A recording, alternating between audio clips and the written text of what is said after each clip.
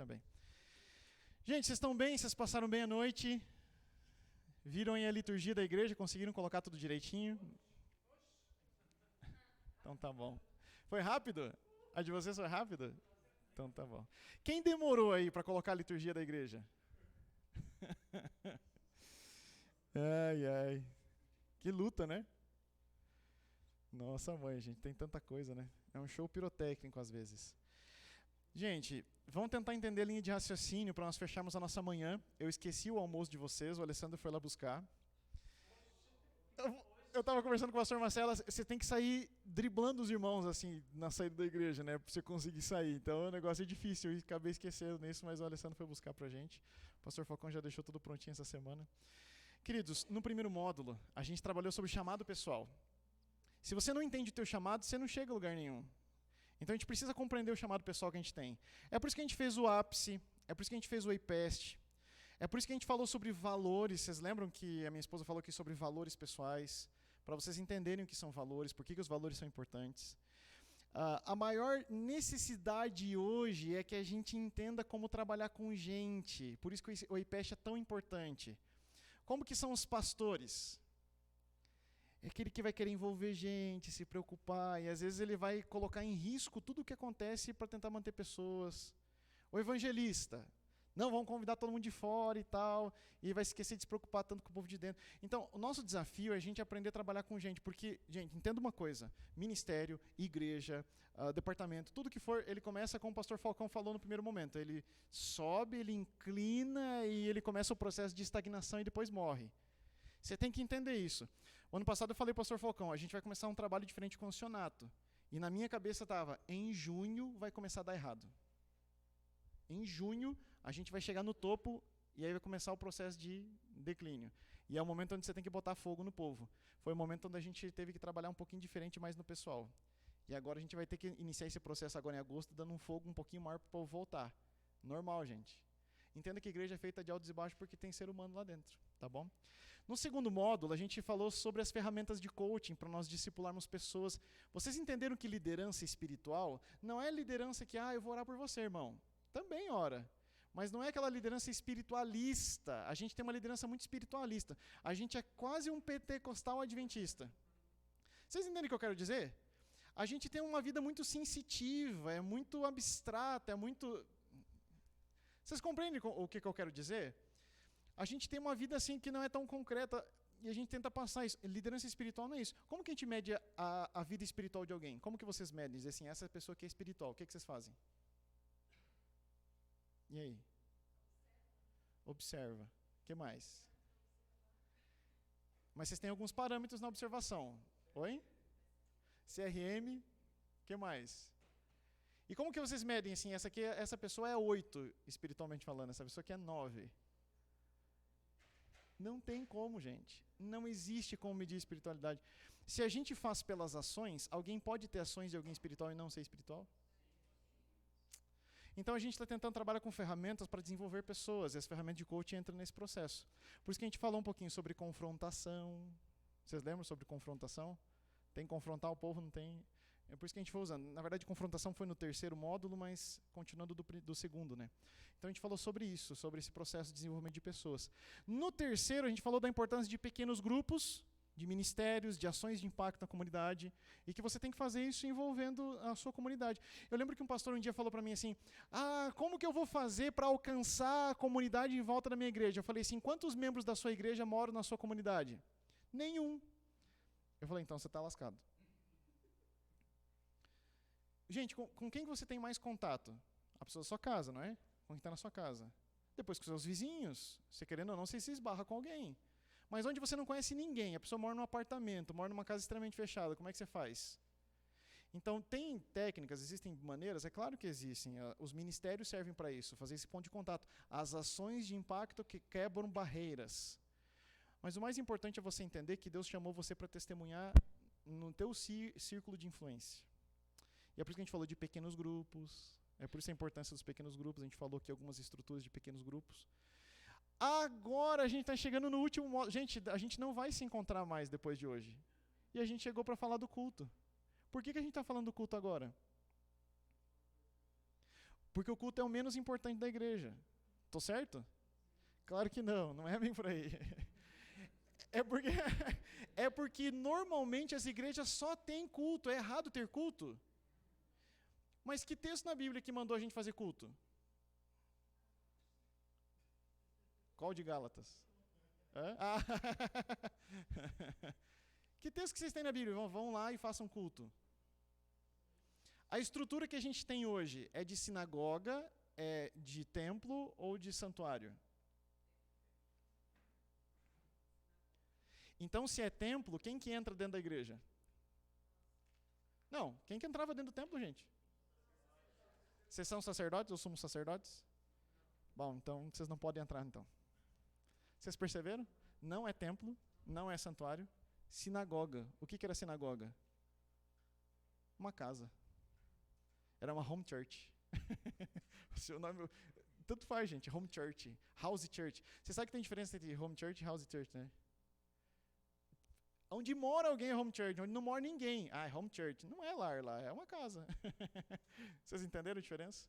É claro que é horrível colocar house church. Uma igreja no Rio Grande do Sul fez isso. Horrível. House church, lá é house church. Aí que ninguém entende mesmo. Porque daí você se preocupa em fazer o certo, mas você esquece do contexto de pessoas que vão ouvir house church. House church? O que é house church? Então a gente está falando por último do culto, não é que o culto não seja importante. O culto vai ser um instrumento de atingir muita gente que só vai para a igreja por causa do culto. O problema é ter só culto. Vocês entenderam, gente? É errado fazer o culto como nós fazemos? Não. Mas tem que ter um motivo para nós fazermos o que fazemos. E quando nós chegamos no culto, normalmente nós somos reféns de um lugar. E hoje eu vou falar rapidamente, não é muita coisa, mas eu gostaria que você abrisse a sua apostila lá na página 109. No finzinho da página, ela fala de 3 ambientes que a sua igreja precisa ter. Precisa ter. Qual é o ambiente que a igreja de origem de vocês mais gasta recursos? Me ajudem.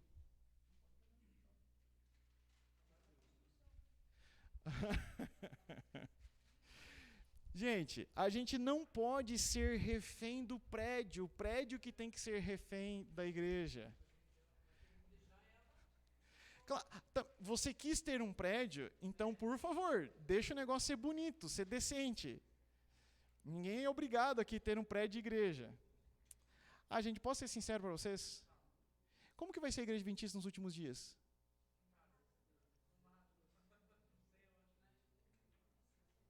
Em qualquer lugar, gente. Você sabe o que eu fico pensando assim? Vão ter igreja na padaria. Vão ter igreja. Eu tenho medo de falar isso para vocês. Eu espero que o teu coração já esteja aberto, porque eu acabei de vir conversando com minha esposa, nem pude terminar. Vocês sabem que ela tem um projeto chamado Adorarte, junto com a Maria, com o Ministério da Mulher da Igreja do Portão, ministério. E tem encrenca de mulheres que dizem assim, não, mas como é que eu vou escrever na Bíblia? Como é que eu vou desenhar na Bíblia? Então eu estou em pecado, gente. Eu estou em pecado, porque a minha Bíblia está inteira anotada. Porque eu creio que a palavra inspirada e não é a folha. Não é a folha que é feita de uma árvore. Eu creio nisso. Mas como que eu vou desenhar na Bíblia? Eu te respeito, mas por favor, me respeite também. Me respeite também, porque a gente vai respeitar. Eu entendo que você não quer participar, ok, está tudo tranquilo. Mas de verdade, a gente começar a acreditar que a página da Bíblia, que foi impresso o conteúdo que é inspirado, a gente acredita que a página é inspirada. Vocês entendem, gente? Por que eu estou falando sobre isso com vocês? Porque a gente tem que ter foco naquilo que é o correto, e normalmente a gente tem foco naquilo que não é o correto. Eu acho que a gente tem que respeitar demais esse livro que está ali, e não fazer qualquer coisa com ele. Mas se é para alguém conhecer a mensagem da Bíblia, eu acredito muito que não importa se você está desenhando o que for, porque existe um método, existe uma razão pedagógica para ser dessa maneira. O meu sermão está anotado na minha Bíblia. Hoje o meu sermão, gente, eu não consigo ler o texto da Bíblia do sermão de hoje, de tanta anotação que tinha. Então estou em pecado também, me perdoem, tá? A gente precisa entender que não tem que santificar aquilo que Deus não santificou. O prédio da igreja é um lugar santo? O que a Bíblia fala sobre quem é santo? E o que é separado? Algo reservado para um propósito. Qual é o propósito da igreja? Qual é o propósito do prédio da igreja? Para acomodar as pessoas. Algum de vocês já falou, é isso que eu queria que você respondesse. É para acolher. Mas não é só fazer culto? Um dia, numa igreja do interior do Rio Grande do Sul, a irmã chegou para mim e falou assim: pastor, a gente vai fazer um chá para as mulheres. A gente queria fazer na nave da igreja. Eu estranhei assim, falei assim: já? Vamos fazer? Tiraram todas as cadeiras e o chá do Ministério da Mulher foi dentro da igreja. Tem gente torcendo o nariz aí, né? Aquele prédio não foi separado para Deus, então ele decide o que faz lá. Você sabia que não faz mais isso, né? Colocar pedra fundamental. O que é pedra fundamental na igreja? A gente faz um buraco. Não, e deveria ser Cristo. Você está certa? Deveria ser Cristo. Já participaram? Vão pegar, fazer uma caixa de cimento embaixo, vão colocar uma Bíblia lá dentro e vão construir a igreja. Vocês me perdoem, se isso fosse construir a igreja sobre o alicerce que é Cristo, estava tudo resolvido. Então, todas nós, Jesus já teria voltado, gente, porque todas as igrejas seriam missionárias. Mas a gente põe uma Bíblia lá que poderia ser usada e entregue para alguém, e a gente põe. Vocês acham que quem vem depois, lembra que tem uma Bíblia lá embaixo? Na igreja de vocês tem uma Bíblia lá embaixo? Ter uma Bíblia faz com que a igreja seja alicerçada em Cristo? Está errado fazer? Não está errado, mas também não critique se alguém pensar que não precisa fazer isso. O prédio da igreja ele pode ser santo e você usar para ser um centro de influência. Não foi o que o pastor Marcelo sempre tem falado aqui? Se o prédio da igreja pode ser multifuncional para ter várias atividades, por que não? É que o problema é que a gente santificou as paredes, quando no final das contas a gente deveria santificar pessoas. Você já ouviu, esses dias eu ouvi um do irmão falando assim, não pode passar na frente do púlpito, porque a oferta tem que passar na frente do púlpito. Se não passar na frente do púlpito, ela não foi abençoada. Eu falei, olha... o Adriano, vocês lembram que o Adriano falou? Que o pessoal da igreja estava em reforma, tinha que passar, entrar na plataforma, se abaixar por causa da lâmpada, e daí arrumaram a lâmpada, e todo mundo continuou se abaixando assim para entrar na plataforma. Vocês lembram que ele falou? A gente santificou o que não é santo.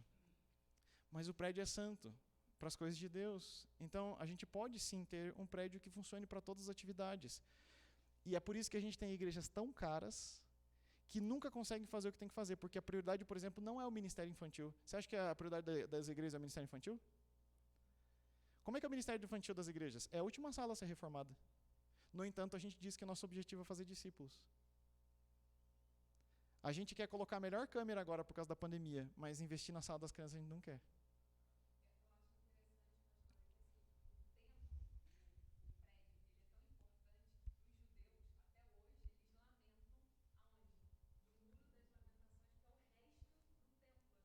Exato.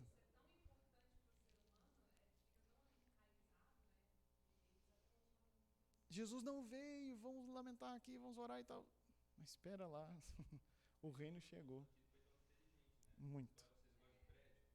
Vou dar prédio para vocês, todo mundo se reúne junto. Aquela palestra que o Adriano fez no módulo passado, que Constantino não trocou só o sábado para o domingo. Ele colocou as grandes catedrais, ele fez o povo dizer assim, não, eu sou o sacrifício, eu tenho que me sacrificar agora. Vocês entenderam esse processo? É por isso que a gente não entende para que serve a igreja. Por isso que eu gosto demais de estudar eclesiologia baseado na missiologia.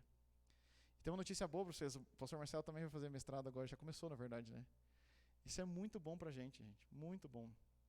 Porque você não tem como falar de eclesiologia, que é como a igreja age, sem entender missiologia. Então você é obrigado a entender o que é missão. E você não entende missão sem entender quem é Cristo. Então o processo que a gente vai fazer, e graças a Deus deu certo, a associação convidou alguns pastores, né? E eu e o pastor Marcelo vamos fazer, ele já começou, vou começar ano que vem, é a gente trabalhar com a igreja nesse sentido. Existem 3 pontos que a gente deveria priorizar quando construir uma igreja. Quais são os 3 que tem aí? Veja, gente, você tem que fazer desse jeito, a gente recomendaria, ou mais próximo disso. Mas vai construir um prédio, como nós temos feito normalmente, então prioriza 3 pontos. O que diz aí no final da página 109, acho que é, né? Recepção. Recepção. Qual que é o segundo? Nave. Eu sei que esse nome é estranho, eu não sei um outro nome. Nave. Parece que a gente vai decolar, né? Nave. Nave espacial. Qual que é o terceiro? A nave da Xuxa. Tá. Pensa na igreja de onde vocês vieram. Como é a recepção? Só a porta, né? Agora pensa na estrutura física. Como é a recepção? 2 pessoas. Mas ele é grande, ele é pequeno, ele é agradável, ele trava as pessoas quando entram, como é? Pequeno. O que mais? Empilhado de folder, de caixa, de recepção, de tudo. Hã? Um vasinho de flor, o que mais? O cartão de boas-vindas da igreja é a recepção da igreja, e é um dos piores lugares que a gente tem quando chega na igreja, é um negócio chamado recepção, quando tem recepção. Aí todo mundo diz assim, não pode conversar aqui. Tá, mas a pessoa está chegando, calma, então vamos elaborar um lugar que possa ter conversa. É para a pessoa receber. Ou a pessoa chega na sua casa e fala assim, ó, pera lá, não é para falar nada, a não ser que tenha criança, né? Não fala nada. Mas aí tem um motivo, né? Então a gente precisa ter um local onde as pessoas sejam recebidas. Vocês repararam que a igreja Adventista não valoriza isso, mas muitas igrejas evangélicas fazem isso? Tem igrejas que a recepção é maior do que a nave da igreja. Por quê? Para a chegada e para a saída. Tudo bem, não vai dar para conversar dentro da igreja? Ok, mas onde é que então uma pessoa vai conversar? Se o diácono deixar. Qual é a função do diácono? Mandar todo mundo embora, né? Então pensa assim, ó, na chegada e na saída. Precisa de um ambiente que as pessoas interajam, que elas possam se relacionar. Igreja que está morrendo, é a igreja que termina o culto e todo mundo sai correndo embora. Eu tinha uma igreja no Rio Grande do Sul que, gente, se eu não corresse, eu não conseguia cumprimentar ninguém na porta porque todo mundo já tinha ido embora.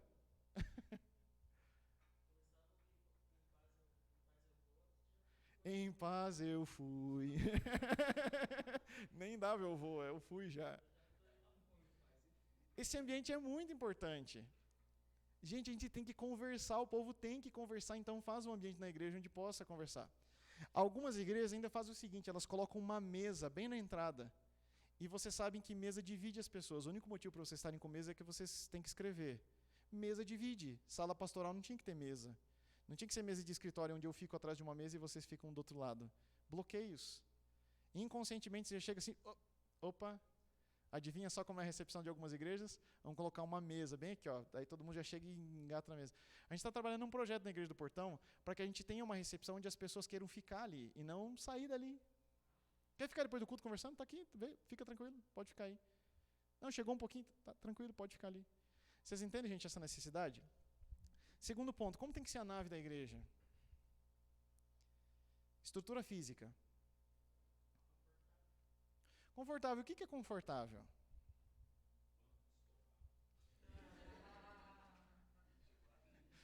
Enjoado. Banco estofado. Banco reclinável. Poltrona de cinema, né? Eu fui na casa de um irmão que ele falou assim, aqui é a minha classe bíblica. Gente, era uma sala de cinema mesmo. Era uma sala de cinema. Aí eu quis sair dali correndo. Porque tinha outros motivos. Eu podia ter morrido aquele dia. Ele era uma pessoa muito complicada. Pior que ele tinha que ser removido da igreja. E a minha visita era por isso. Ninguém quis fazer antes, eu tive que fazer. Tem que ser confortável. O que é mais confortável, cadeira ou banco? O que é mais útil, cadeira ou banco? Por que cadeira? Os irmãos da igreja de vocês deixam vocês mexerem o banco do lugar? Meu Deus. Gente, cadeira é multifuncional. Você quer colocar todo mundo... Eu quero tirar as cadeiras, porque hoje a Santa Ceia é no chão. Todo mundo vai sentar no chão. Você faz. Cadeira, gente, mas uma cadeira confortável. Não aquelas cadeiras brancas que normalmente elas quebram durante o culto. Mas tudo bem, se não tiver outro jeito, faz com elas. Mas é muito melhor ter cadeiras do que bancos. E, gente, não muda muito preço. Eu sei que a gente tem essa tradição de banco, mas o banco atrapalha. Vamos fazer escola sabatina? Quando você tem banco, o que você faz? Fica um falando e todo mundo sentado igual a escola mesmo, né? Um atrás do outro. Quando você tem cadeira, o que você faz? Vamos fazer um círculo aqui? Vamos fazer um círculo aqui? Pronto, gente. Eu estou pensando em montar uma unidade da escola sabatina, já que não tem espaço, lá no púlpito, lá na frente da igreja do portão. O que vocês acham que vai acontecer? Porque o pessoal acha que mais santo é quem subiu lá do que quem ficou sentado, não é? Só que, gente, a gente está falando com desrespeito? Não, a gente tem que falar com respeito. Mas, numa igreja que está sendo plantada, por que a gente não pensar um pouco além? Ou no motivo pelo qual a gente reage assim? É isso que eu quero levar vocês a pensarem. Gente, a igreja pode ser o mais simples possível. Você me fala esse dia da plataforma, né? Precisa ser uma plataforma 2 metros de altura? Você ia fazer na sua igreja? Me fale um pouquinho.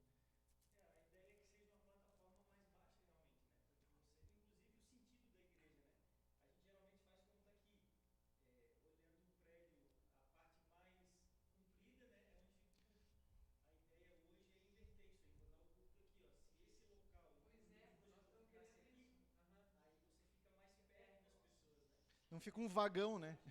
A igreja é um vagão e quem senta lá atrás é a turma da bagunça. Mas quando você faz assim, não tem turma da bagunça, né? Porque todo mundo fica mais próximo, você tem mais acesso. Por favor.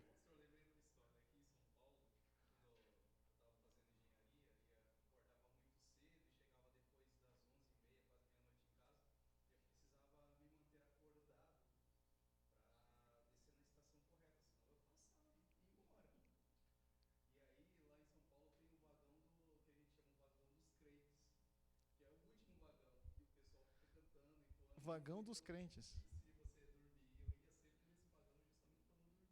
Olha só. Mas que interessante, hein? Então, a nave vai ser com cadeiras, coloca cadeiras. Você vai fazer a nave, faz a plataforma de uma maneira que seja mais baixa. Usa de uma maneira multifuncional. Por isso que você não vai precisar fazer mais oração para dedicar o que está ali, porque no final das contas foi dedicado ao trabalho de Deus, então não precisa fazer, já Deus está dentro desse processo. Vocês entenderam, gente? Mas coloca algo confortável, que seja agradável. Pensa nas pessoas que estão chegando. Você já imaginou você chegar na igreja e ter um cheiro agradável? Coloca um negócio da tomada, você põe assim para dar aquele cheirinho gostoso de eucalipto, de aloe vera. Não é aloe vera, nem tem cheiro, né? Mas tem. Como é que é? Tem um outro nome, citronela. Põe um negócio de citronela para a pessoa.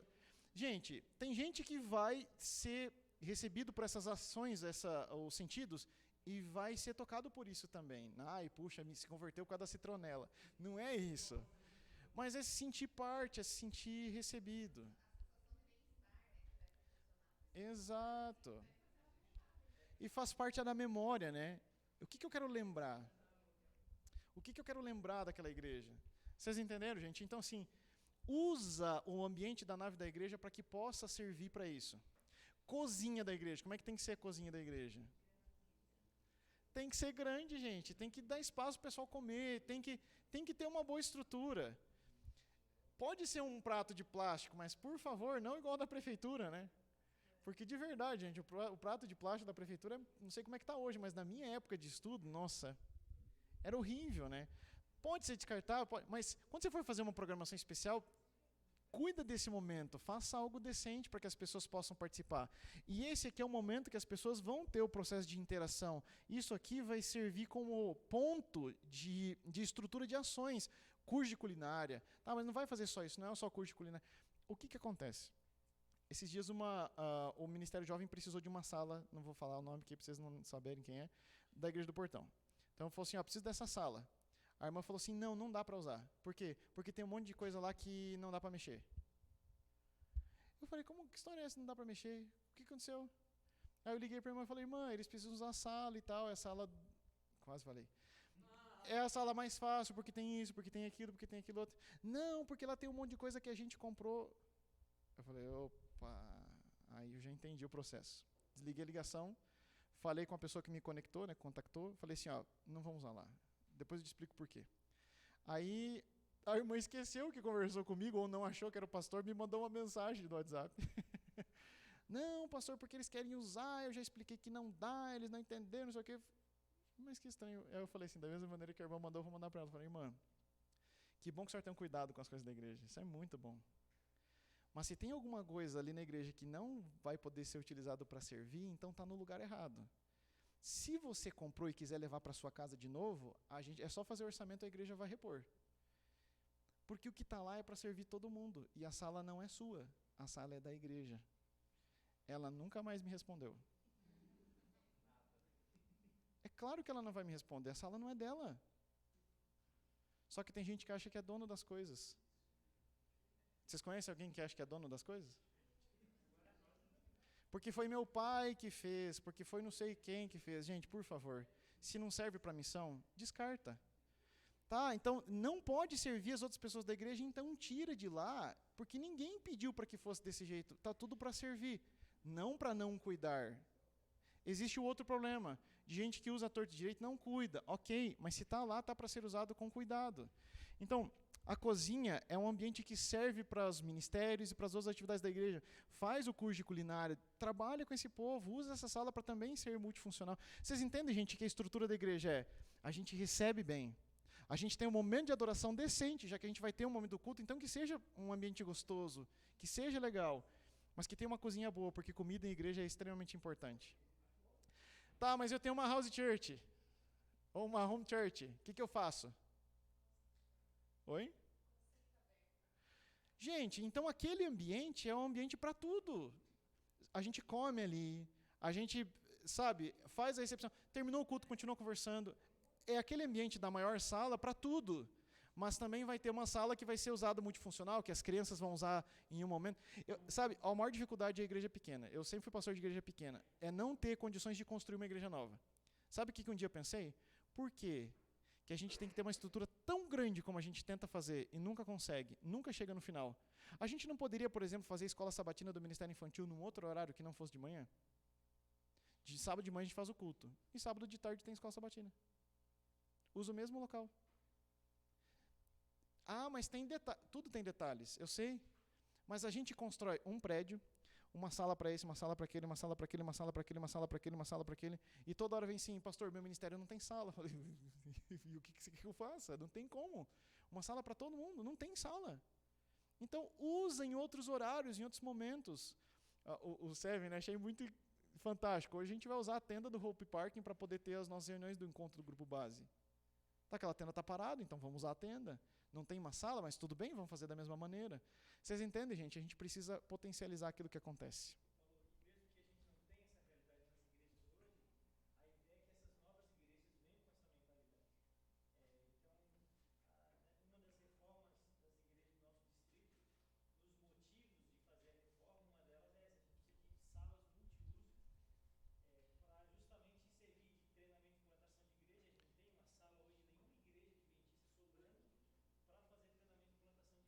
E a nossa ideia era fazer no portão, né? Lembra? A gente se reuniu para fazer lá no portão e descobri que não ia ter onde fazer.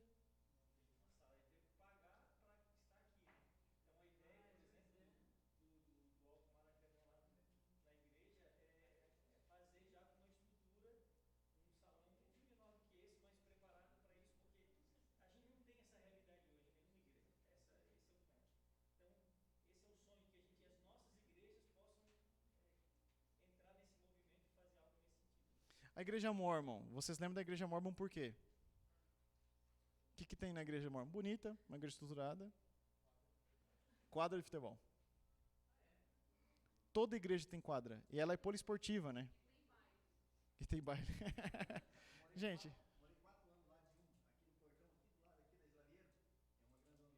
Aqui do lado. Ah, não, aqui é congregação. Aqui é congregação, perdão. Ah, sim, sim.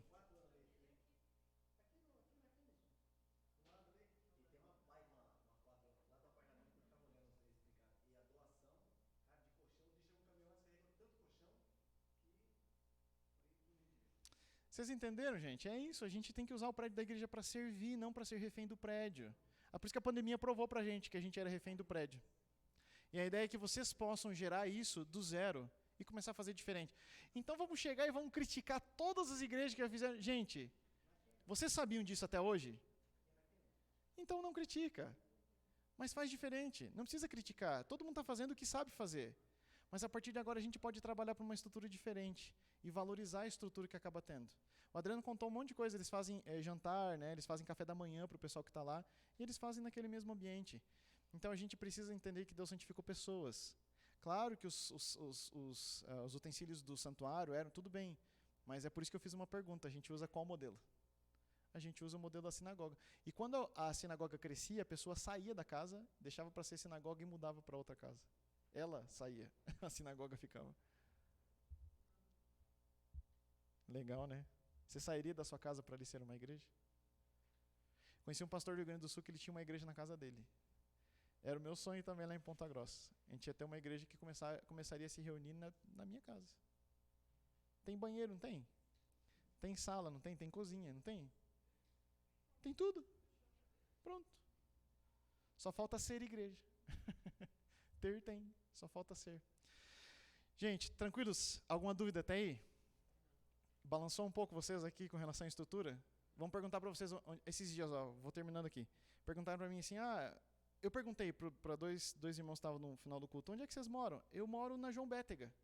Falei, João Bétega? Que número? Número tal. Falei, é perto de onde? É perto do Hotel Slins Lavieiro. Eles moram aqui do lado, aqui nesse prédio aqui do lado.